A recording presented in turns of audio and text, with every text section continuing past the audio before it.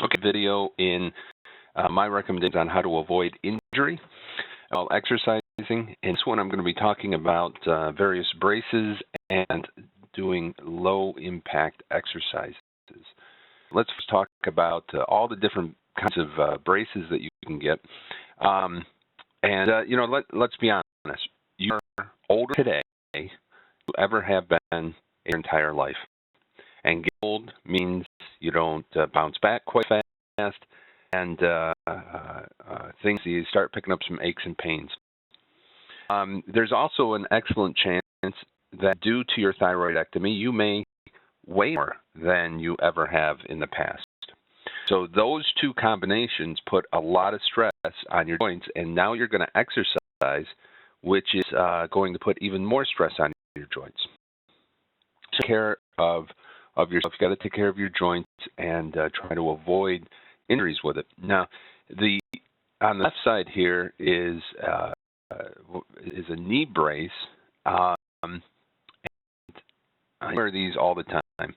Now, you can wait until you have an injury and then wear the brace, or wear the brace in a preventative way.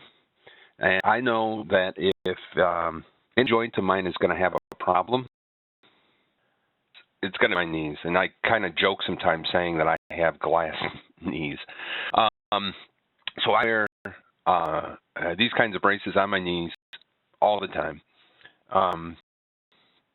whether I'm feeling knee pain or not, and I wear them as a preventative way. Lower right corner, that is an ankle brace.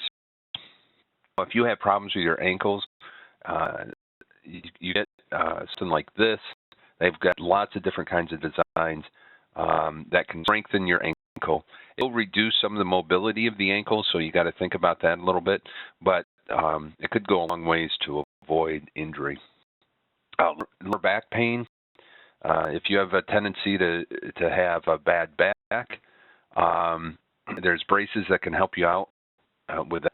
Now, I do the lower back brace only when my back aches. So I do that preventative. I don't do the ankle usually.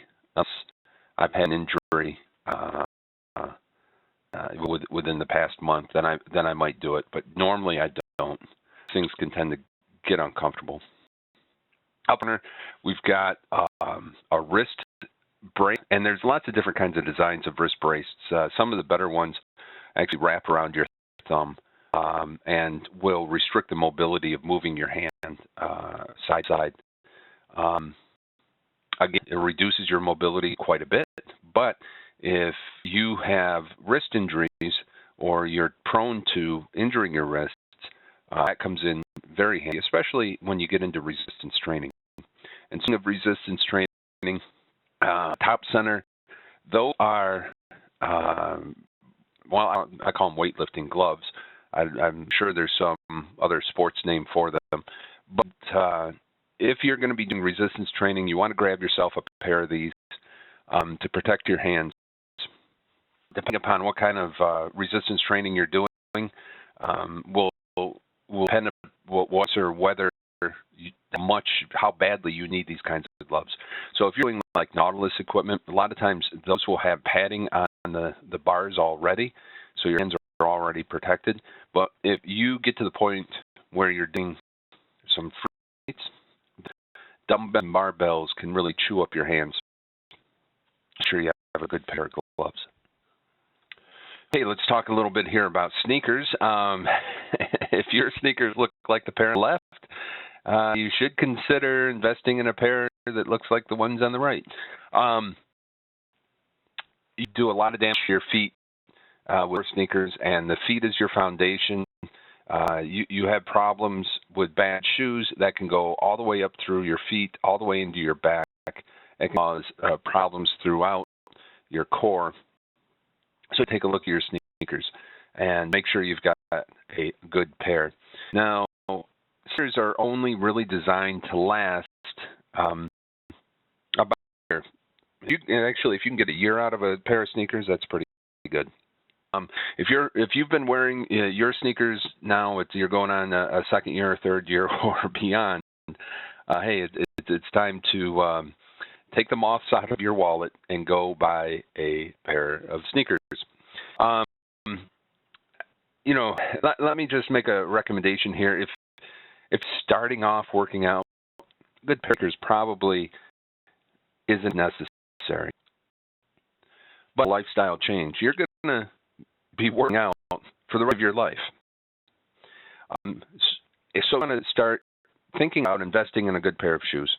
If you are customary to going to like a Walmart or Target where you shop for your own shoes, you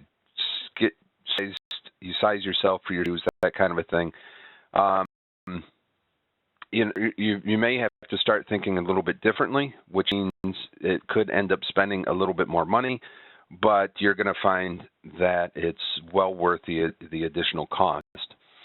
So have shoe stores where you go in and they fit you. Some of them will record you walking so that they can make judgments about your feet. Good pair of shoes will come with a set of insoles that are straight out of the factory and are no good. So probably need invest in a pair of insoles inside of those sneakers. And a person fitting you for shoes can help you with that selection of the insoles. Sure that you're getting the best out of that sneaker investment that you possibly make. So you don't want to scare you away from exercising. If you've got bad shoes, you do what you got to do, right? But thinking long term, you may want to start heading toward a better pair of shoes. Next up, let's talk about what you're going to wear when you work out. Of course, you just started, wear whatever you want. If you want to go with in a t-shirt, whatever is going to work for you. The important thing is that you're out there, that you're exercising, and you are getting it done.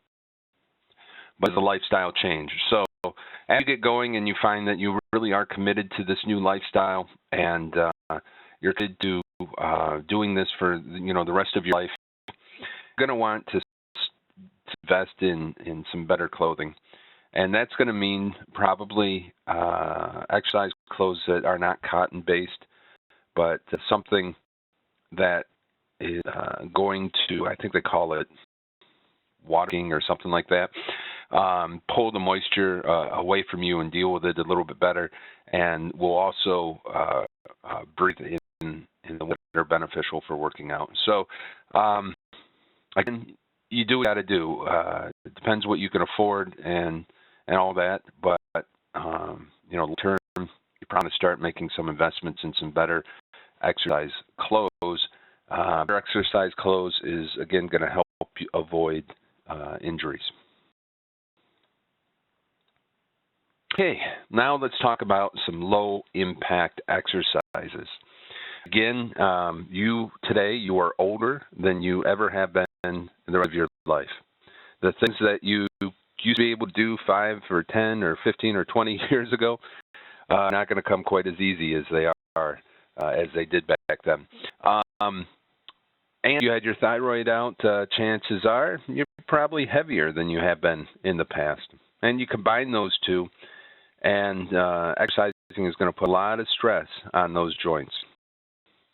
So you want to be careful what kinds of exercises you're going to, especially when you're just getting started. I see at the gym a lot of times who is terrifically overweight, get a treadmill and start running.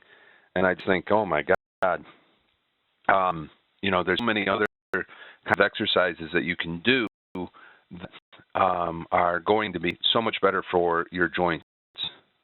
And times I read the forums from people with thyroidectomies who say, I go to the gym or I go exercise and then I'm in pain for the next couple of days. Well, I don't know what kind of exercises they're doing. I've never thought to ask. The best way to avoid a lot of those kind of injuries is with the low impact exercises. So low impact is a sign where you never leave the ground, that they're always attached to something. So this way it takes some of the stress off your knees, if like that. So on the left side there, we got somebody riding a stationary bike. Careful with stationary bikes. If you turn resistance up too heavy, that can be rough on knees. But generally speaking, this is pretty good. Most of the weight is on the seat of the bike, and it's not on your legs, allowing you to just pedal in a low impact resistant way. Over on the right side, my favorite is the elliptical. This is what my doctor recommends as well. You talk to your doctor and see what they recommend. But the elliptical is awesome because it was pretty much made as a aerobic device with very low impact. Up there, you've got swimming. Swimming is awesome in so many different ways. You may find it difficult to find some place where you can go swim in where it's a bunch of kids playing around in the pool, where you can actually go swim and exercise like this. If you have access to it, I encourage you to take advantage of it. And then in the lower picture there, that's somebody doing yoga. You'd be surprised. Yoga takes a lot of strength, and it's a lot more difficult than I think people give it credit for. So, yoga may be a perfect option for you to consider. And I'm sure there's other low-impact exercises. I just wanted to pick 4 of them out and give you an example. Okay, that's into this video. Come back for the 3rd video, and we'll talk about what to do if everything I've just showed you didn't work and you ended up with an injury.